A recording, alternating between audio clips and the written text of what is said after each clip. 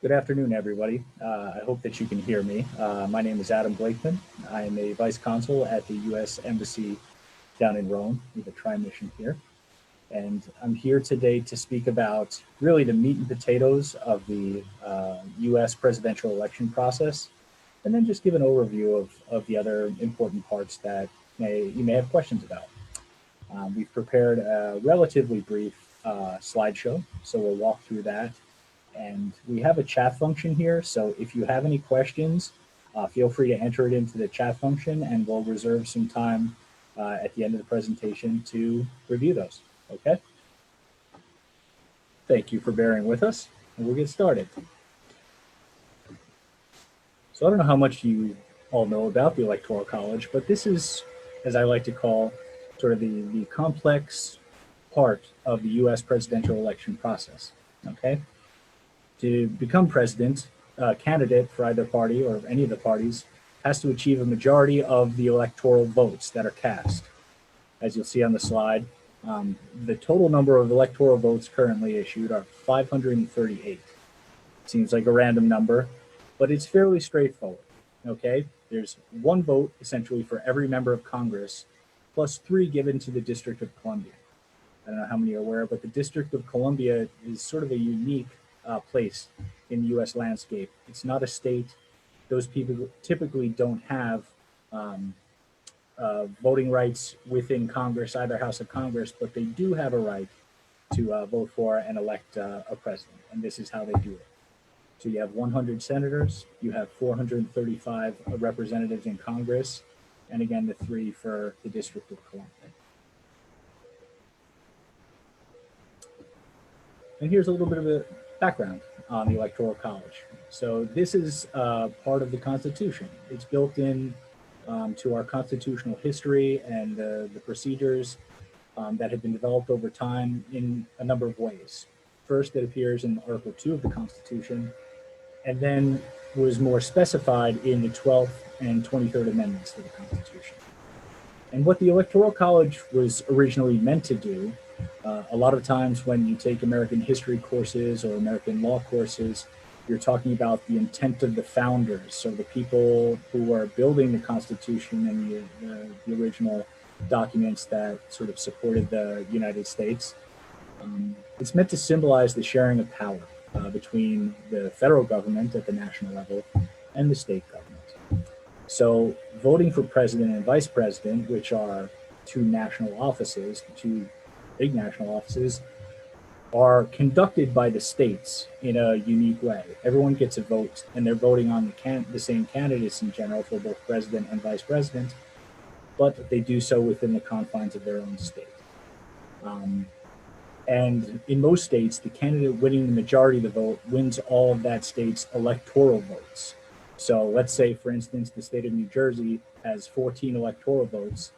If in the upcoming election, President Trump wins the state of New Jersey by a majority of all those votes, he gets all 14 of the electoral votes, up until, as you'll see in the next slide, they reach the threshold of 270 electoral votes to win. But a little bit more about how electoral votes are cast. Following Election Day, each state has electors, and electors are generally non-elected people who are put forth by each of the state's political parties to serve in this role should the majority fall in their favor.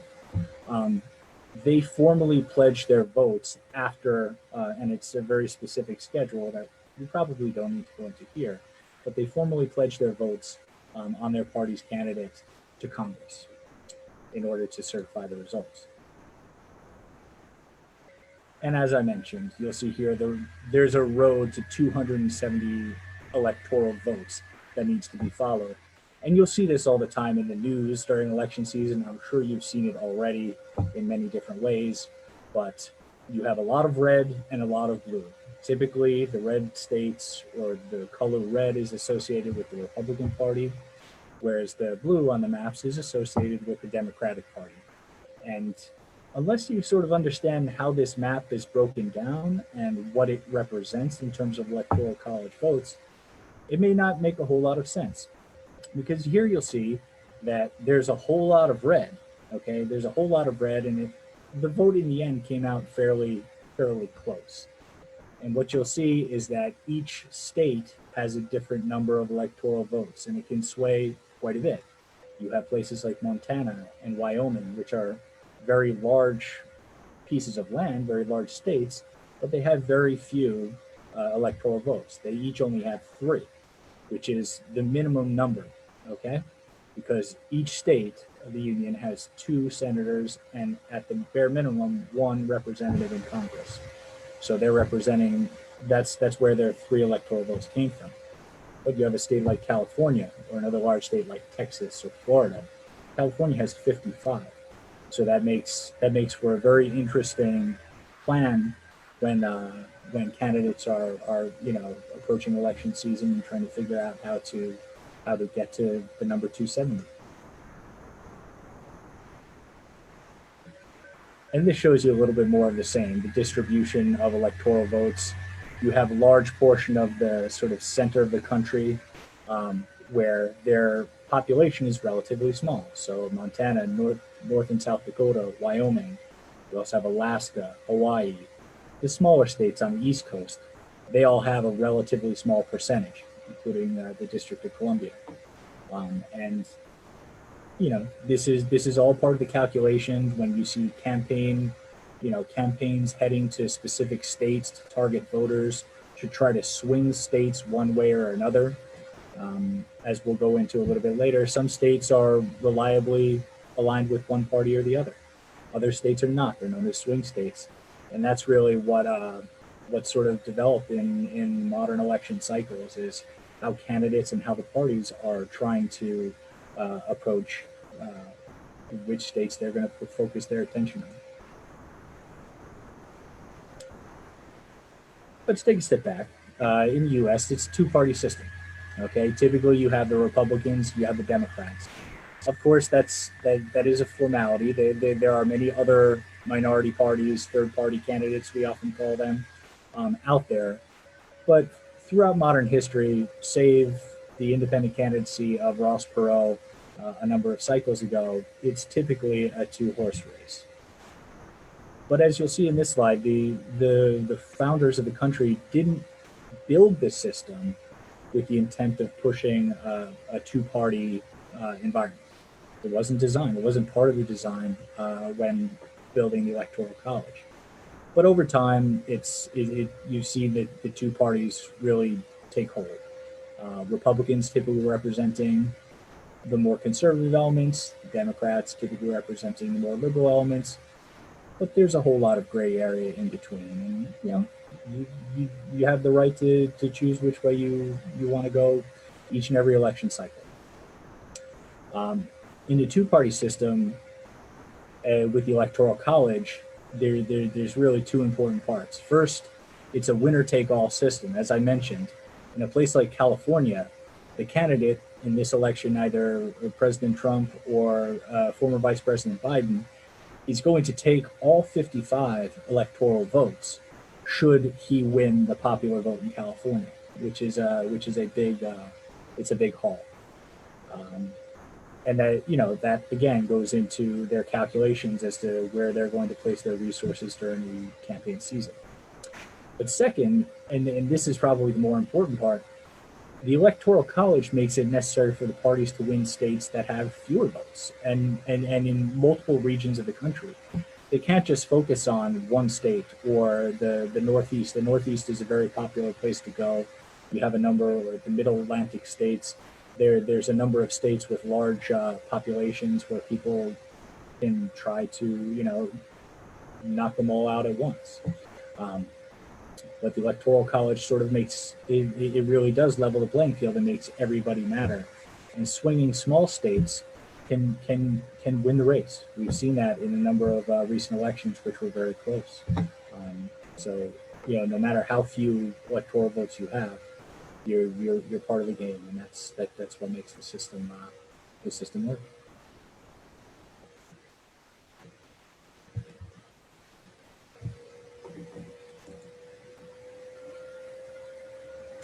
In case of a tie, so this is a unique sort of side bit of interest. In the event that there's a tie in the Electoral College, you have the 12th Amendment that comes in.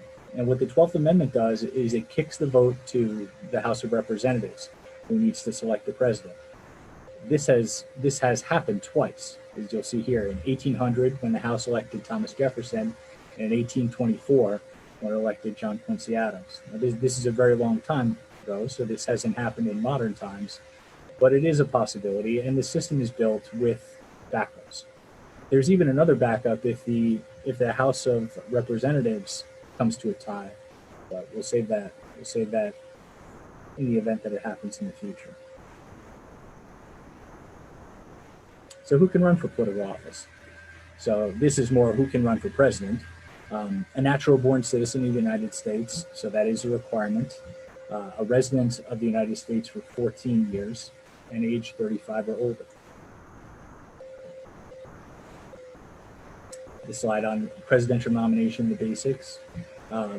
So this sort of switches us into the looking at the election cycle and how it typically unfolds over the course of the year and change leading up to the election.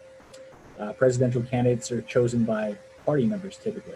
Okay, so your registered voters within states are the ones who are going to vote in primary elections or at caucuses, and that's how former Vice President Biden became the Democratic nominee for president. That's how technically the sitting president became the Republican representative on the current ticket. And depending on the state, there's basically two ways of doing that. Okay, you can vote, okay, in what are called primary elections. So primary election is one that happens before the general election, in which each of the parties or all of the parties are looking to decide who is going to represent them.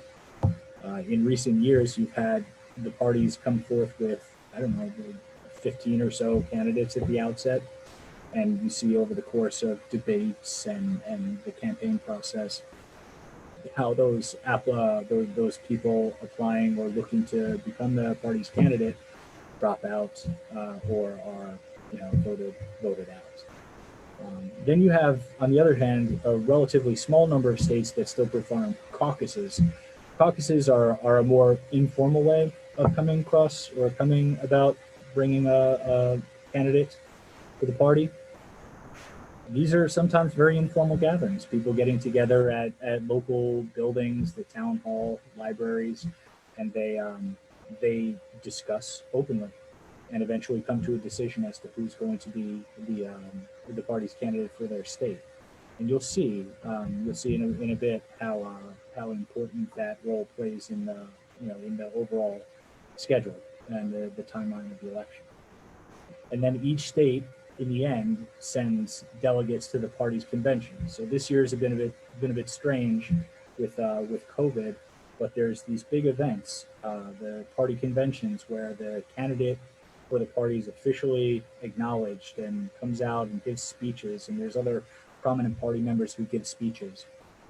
And more formally, at these events, the candidate is the one who's selected through whatever the state's procedures are, and each of the states is sending individuals there to cast their ballot officially to bring that candidate to the top. And this slide just tells you a little bit about the differences. We kind of went over some of them already, but in the caucus format, people gather at schools, libraries, and homes. Participants will openly discuss candidates, and each caucus nominates individuals to go to the next round of their process. In the primaries, people vote by secret ballot, so it's very similar to the general election. In the state where I vote, New Jersey, you can't vote in primary elections unless you're registered with the party. So sometimes that's a precondition to voting in primary elections, but not always the case. Some states allow everybody to vote in primaries and select candidates for the parties, and that's the real takeaway here. I work very closely with voting outreach and voter assistance within Italy, and voting is a very state-specific enterprise. So questions have to get down to the state level, how things are managed, and each state can handle things in quite a different fashion, not just caucus versus primary, but on any number of questions. Again, this is just a little bit more on the same, just sort of touching on the informality of the caucus system. And a lot of times you hear, you'll see this in a little bit in the schedule, but you hear that the caucuses are a big focus point, because you have the Iowa caucuses and you have these early caucuses in the election season where attention is focused on how those turn out. Even though Iowa and other states that have these caucuses generally early in the process are relatively small and bearing, relatively few electoral votes, it's it's a unique sort of fire starter in the election world, and it's sort of become an American institution. And again, on the primary side, we've gone through a few of these things, but it gives you the sort of different formats of the primaries. So you have open primaries in which any registered voter can cast a ballot, even if you're on the other side of the aisle. So Republican, somebody who identifies as a Republican can vote for Democratic primary candidates. There's closed primaries, like the one I mentioned in the state of New Jersey, in which you can't vote unless you're registered with the party. And then there's the third option. Some states allow given parties members and unaffiliated members to vote in that party's primary.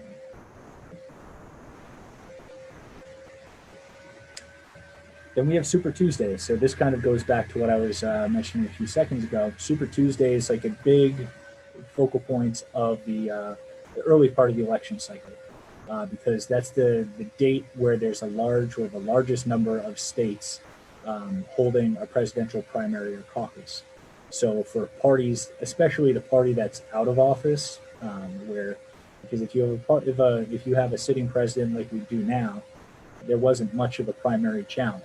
Okay, the President Trump, as other candidates, incumbent, if they're in office and can still serve another term, they have an easier path to the party's nomination usually. But on the Democratic side this year, we saw many candidates come through, and we saw a big push, and it's a big challenge to become the party's nominee.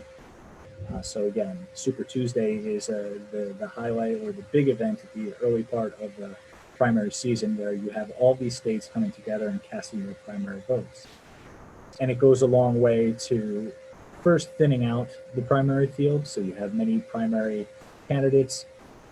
A lot of continued participation in the election cycle is based on resources and following and the prospect of actually winning. So if a candidate comes away from Super Tuesday with a large count in terms of support won in these Super Tuesday states, they're usually in a very good position to succeed. Whereas if other folks come away with nothing or very little, they may need to decide to end their race at that point. And this year, Super Tuesday was held on March 3rd. And there were 15 jurisdictions that held their primary event that day. So 15 out of 50 is it's a pretty big push for one day. Then, as I mentioned, you have these events called national conventions. So again, the national convention is this event where the party is coming out with their candidate of choice, usually with the vice presidential candidate of their choice, and announcing a lot of significant pieces of the party's platform for that year's election. We sort of haven't seen that so much this year because of COVID and how things have kept us from gathering in groups. But this, historically, this is where you learn about what this candidate really wants to see happen if they win office. And it's a good event to see all different party officials and to learn more about the electoral process and make your decision as to who you feel comfortable voting for, because you learn a lot of substance there. They're normally very large events, as the slide mentions, numbers in the thousands. It's very common for these events to be held in sports arenas, and it's become a very important part of the election cycle over the years. And what happens at these conventions is each state sends its delegates. So the delegates that it gives you bit of a definition here. They're ordinary party members or supporters chosen by other party members in the caucus or a primary election. Each state sets its own rules for selecting delegates. On the Democratic side, you also have what's called a super delegate, party leaders who just automatically go to these conventions. So these are the people that are going. These are the people who are casting votes, their state's votes for that particular candidate, and putting them in the driver's seat for the upcoming general election. We'll talk a little bit about presidential debates. We didn't put much up here, but this is a story of, I guess, a story out of the recent news, and you can see how a lot of media attention is focused on what happens at these events. Sometimes not the substance of the events, but other things that happen at them. But historically, this was a way where, again, these were debates done in person. People had to attend them before radio, television, and easily transmittable news. But they still serve the same purpose. Everybody that's watching is learning about a candidate's position. They're focusing, the moderators usually focusing on the primary issues of the day to let people sort of get some unique and deep insight into what's happening in planning for the upcoming presidency. And it's it's a very large, and it's a very significant portion of the event. And you've seen prior to the general election, so now we're in general election season, having the candidates selected. But prior to that, there are party level debates. So the Democrats debate. If the Republicans didn't have essentially an already selected candidate, they would have done the same. And this is how voters are able to differentiate across the board. And it's a very, very useful tool in our system.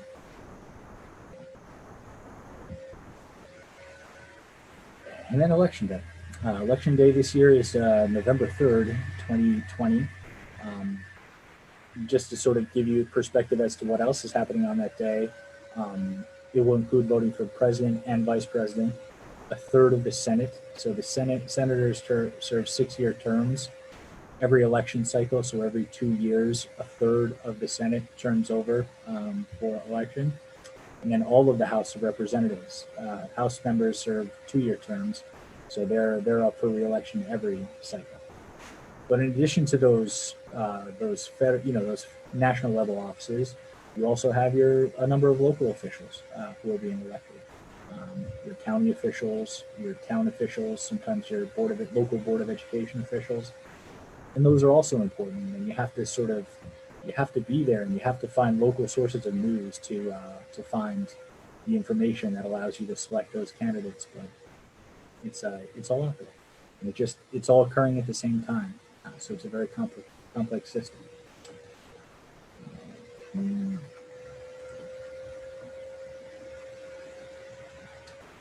And as I mentioned, I sort of wanted to go over a basic overview of what the calendar looks like, because we tend to switch from one part of the cycle to the next relatively quickly.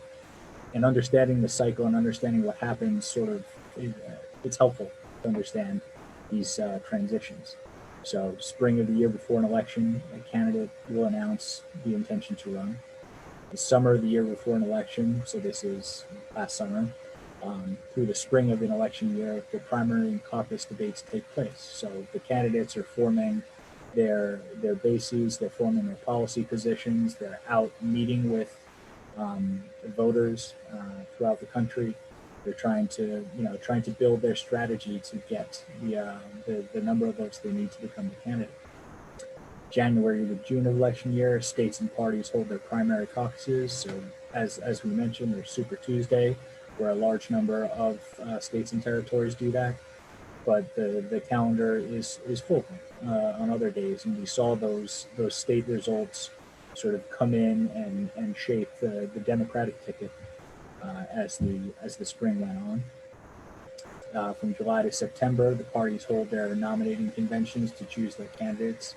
So again, the nominating conventions are a big gathering of these folks who are sent there based upon their state's primary election results to put in the vote for the final candidate, and where the candidate is presented on a national level formally for the first time, often with the vice presidential running mate. Then you have early November, which is election day. So election day is, I believe, about 20 days away now. So we're getting there. Tomorrow is a big day for people mailing their ballots back to the U.S. If you haven't gotten your ballot in, please get it in as soon as possible. We'll still accept them after those dates, but please get them in as soon as possible. In December, the electors cast their votes in the Electoral College. So as I mentioned earlier, the state results, so whoever wins the majority in the state, typically all of that state's electoral votes go towards the candidate who's won. So again, if President Trump were to win in California, all 55 would go to him. And those electors, okay, would come together as per the procedures in both the U.S. Constitution and state law and regulation, will cast their ballot for the candidate according to the results of the election. Then in early January of the next calendar year, so January 2021, Congress will count the electoral votes. So all of the states will have finished the formal process of casting their electoral votes to Congress. And then on January 20th, we have Inauguration Day, when the new president takes office, and there's either the beginning of a new term or the transition of power. Here's just a few more dates for you with respect to events after Election Day, so after November 3rd. And these kind of fill out those formalities I was just mentioning. On December 8th, there's a deadline for resolving election disputes. December 14th, the meeting of the electors. December 23rd, the deadline for receipt of ballots. January 6th, the counting of electoral ballots, so the final formal counting. And again, on the 20th, we inaugurate the president. And this is what it looks like usually. Probably not this year, given the COVID restrictions, but it's a very important day culturally and naturally for our government. Beautiful events, a lot of historical speeches come from Inauguration Day, and it sort of provides the incoming president, with the platform to start and shape the next 4 years, and where we'll go from there. There's a few side issues that we just want to go through quickly. Polls, political polling, presidential polling. You see that a lot in the news today. We see a lot of stats in the news today. I feel like things like COVID numbers, approval ratings for political officials here and back in the States. And you really have to sort of, you make what you will of them, okay? How important are they? There's a lot of research into how accurate they are at actually predicting results. But the bottom line is you see them everywhere. And you have to sort of prepare yourself to deal with them and use that information for the right reasons to better inform your decision.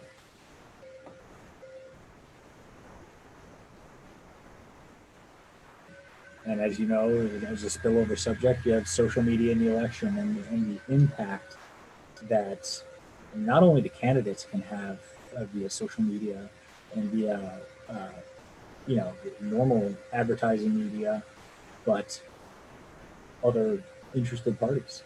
There's a lot of misinformation in the world today, and you always have to fact check. You have to try to make the educated decision in following certain stories that you see online.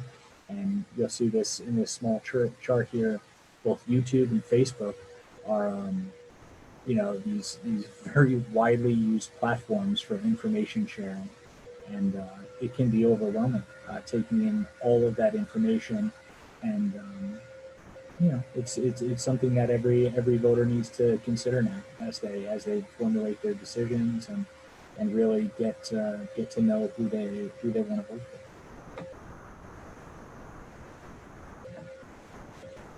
This is a fun graphic that we like to share. So it basically it, it gives you a roadmap for how to become the president of the United States. So as we mentioned, and this sort of is the format for part of our discussion at least. You have those requirements: so natural born citizen, 35 years old at least, a resident of the U.S. for 14 years. Then we go through the primary and caucus season, which is complicated. There's a lot of different steps to it. There's a lot of different dates to it. A lot of different developments to follow, both in learning about the candidates and understanding where the upcoming general election is likely to be headed. We have the national conventions, which is where the parties bring forth their candidates. So there's no more battle amongst a dozen Democrats or Republicans. Now there's one Republican and one Democrat, and the other parties select their representatives as well. So everything really comes to a focus at the national conventions. After the conventions, relatively short time after there, you have the general election, which is where we decide who is going to be the next president and vice president of the U.S. And immediately after, or shortly after, we've voted, all the people have voted, this electoral college process kicks in, and formally the states submit their electoral votes to Congress for the selection of the president. And again, the key to winning an election is not winning the popular vote. The key to winning an election is winning the electoral vote. As we saw in the most recent election, the Democratic candidate who lost, actually won the nationwide popular vote. So it accumulated more votes in her favor, but she did not accumulate the 270 Electoral College votes needed. Which sort of makes our situation in the United States unique. But it also, it just goes to show you that you have to dig into the system and understand it a little more in order to make better sense of what's happening on election day. And again, the threshold that the winning candidate has to cross is 270 electoral votes. And as you see that in the news, the newsreels on election night and the days thereafter, that's what everybody is looking for. And these are just, this is just a little bit basic background about who can vote, and a nice quote from President Abraham Lincoln. In the U.S., every citizen over the age of 18 has a voice in the government and can, use that voice by voting. And there is, the system is based on, and it's meant to support the right to disagree. We see a lot of partisan sort of game playing. We see a lot of partisanship that stops discussion from happening. But that's not the purpose of the system. The purpose of the system is for everyone to be able to come together, to educate themselves on the important issues of the day, and vote for the individuals who they believe can work to make that happen. And here's just some information to follow us online. So this is the U.S. Embassy's contact information for Twitter, Facebook, Instagram, YouTube, Flickr, and also the embassy's website, it.usembassy.gov, which has very important information for voting. So if you have any questions, any last minute questions about voting, go there. You can find contact information for both the embassy and all of our consulates throughout the country, consular agents, the American corner in Trieste, and just get whatever information you need from there, or reach out and we can assist you. And what I'm going to do is open up for questions. So let me take a look the chat here.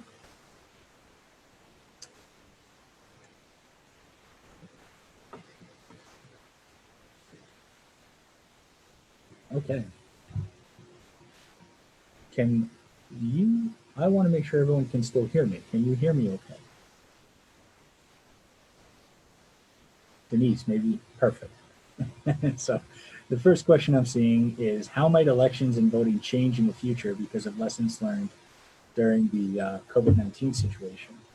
And just by way of a little bit of background, I am the Tri-Mission Rome's voting assistance officer, and we've really seen a big change this year. A lot of it having to do with the way people vote. So typically, when you vote in the U.S., you go to a voting location. A lot of times that's a school.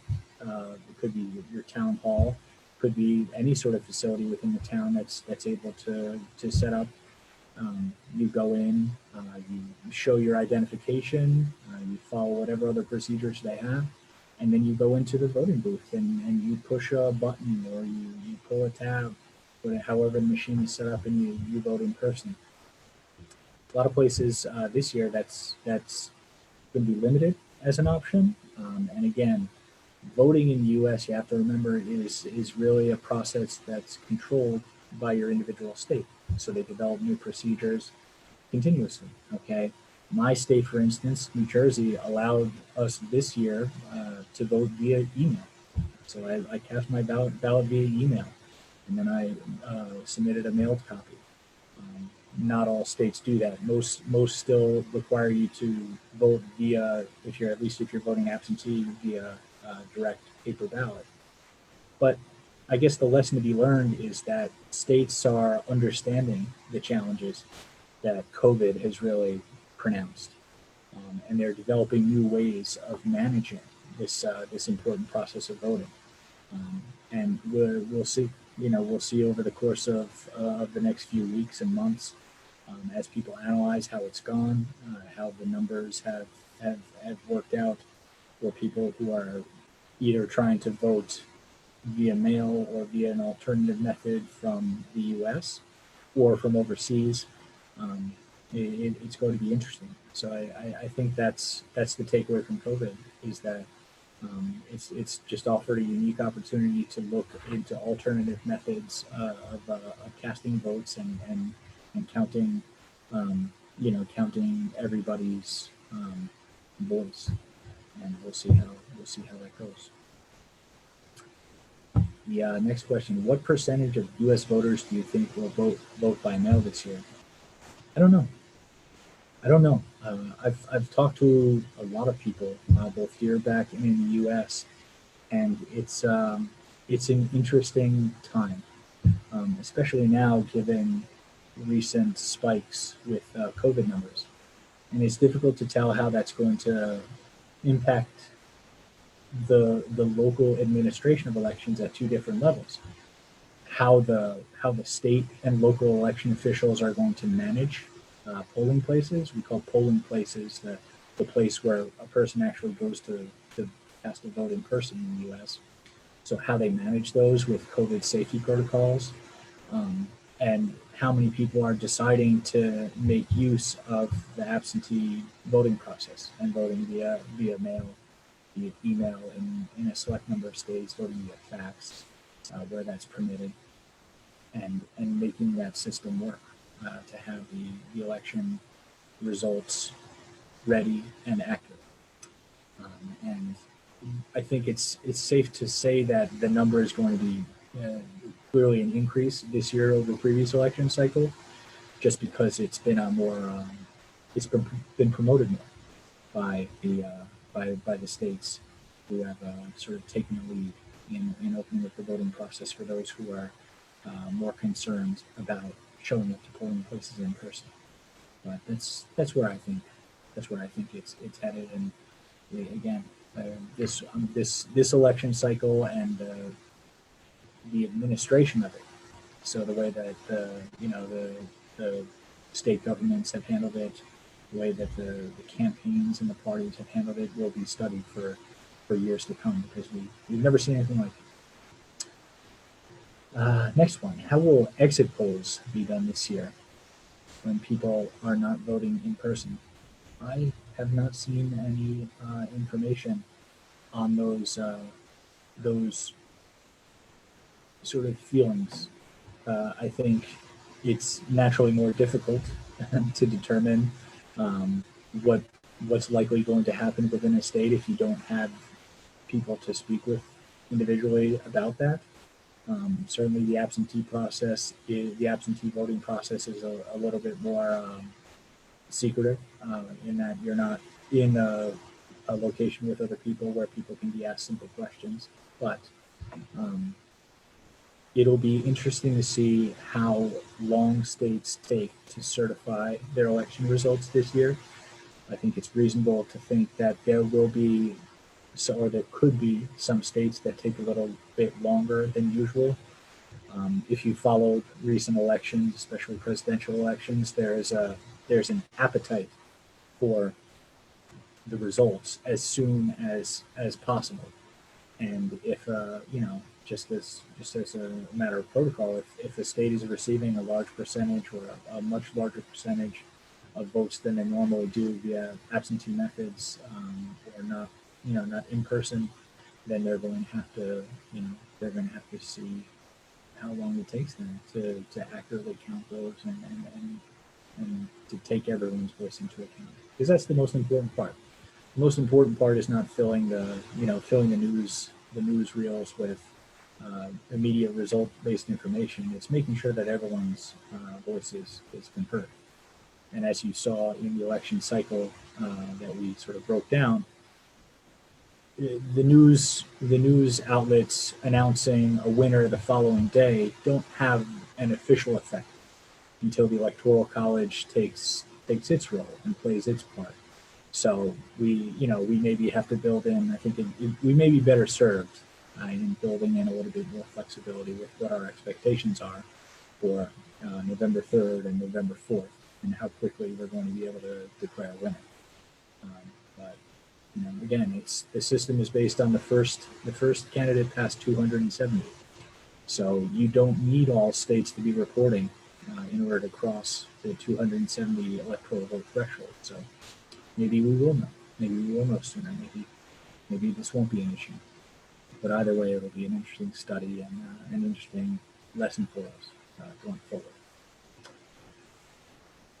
And I think that is the last of the questions I see on here. But I'm happy to hold off to see if there's one or two more.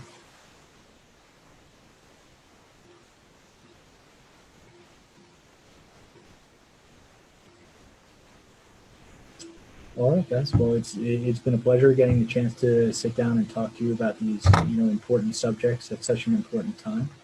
I have to say I learned a little bit more myself. I'm reviewing information in lead up to the event, which has been great, helpful for me, and let me feel like I'm playing an even more critical role in this process, and it's very important.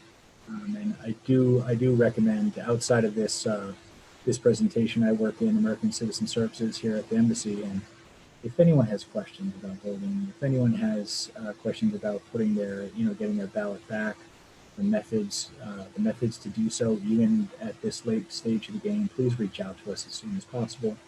We're here to help you. We're helping a lot of people each and every day, and that goes beyond voting too. So if you're here and you have questions, we're here to help on any number of services that we assist citizens with. So I hope you guys have a great night, and thanks again.